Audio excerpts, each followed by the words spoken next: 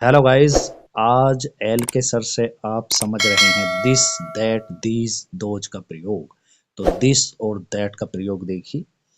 This means होता है यह है, ये सिंगुलर एक वचन के साथ होते हैं दोनों प्रयोग, दिस और दैट। दिस माने यह होता है और दैट मीन्स वह है, और दोनों ही सिंगुलर एक वचन के साथ प्रयोग होते हैं, एक वचन कर्ता के साथ। ठीक, दिस मीन्स यह है, दैट मीन्स वह।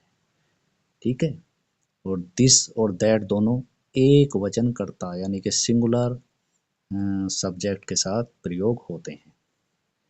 अब ये देखिए,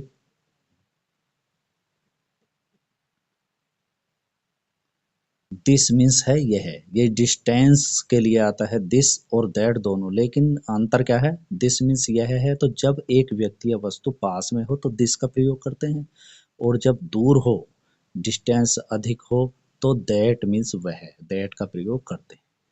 अब देखिए, दिस और दैट, यह एक किताब है, यानी कि एग्जाम्पल है, यह एक किताब है, तो किताब पास में है, नजदीक में है, निकट है, तो क्या बनेगा इसकी?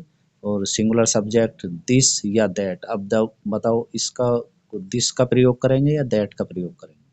क्योंकि किताब पास में है तो दिस का प्रयोग होगा।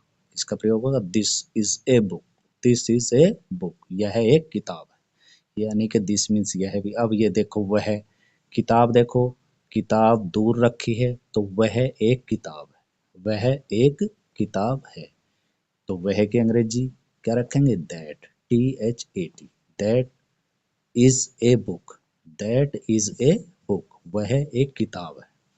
अब ये देखो, यह मेरी दोस्त रिया है, यह मेरी दोस्त रिया है, आप देख रहे होंगे कि दोस्त रिया पास में खड़ी है, तो यानी कि यह की अंग्रेजी भी दिस होती है, तो दिस इज माई फ्रेंड रिया, यह मेरी फ्रेंड रिया है। वह एक पेड़ है, पेड़ दूर दिखाई दे रहा है, तो दैट इज ए ट्री।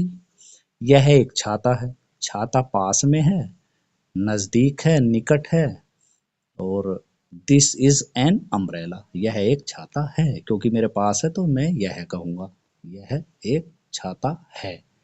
लेकिन अब देखिए, यानी कि अगर कोई वस्तु, अब ये देखिए दीज और दोज का प्रयोग भी इसी तरह, दीज मीन्स होता है ये, और दोज मीन्स होता है वे, यानी कि दोनों प्लूरल होते हैं, बहुवचन होते हैं।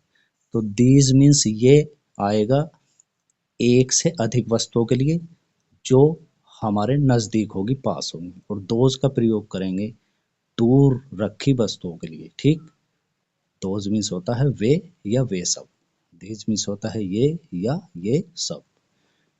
अगर पास में है तो दीज का प्रयोग, डिस्टेंस अगर कम है, जब एक से ज्यादा व्यक्ति या वस्तुएं पास में होती हैं, डिस्टेंस कम होता है, तो दीज का प्रयोग करते हैं ये के लिए, और जब वस्तु दूर होती है, डिस्टेंस अधिक होता है, तो दोज मीन्स वे, यानी कि वो सब या वे।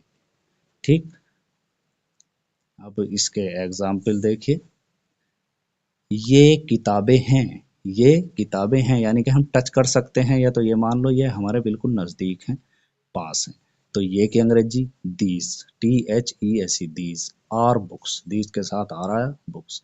वो मेरी तस्वीरें हैं, वो मेरी तस्वीरें हैं, तस्वीरें ये दूर हैं, तो क्या करेंगे? वो मेरी तस्वीरें हैं।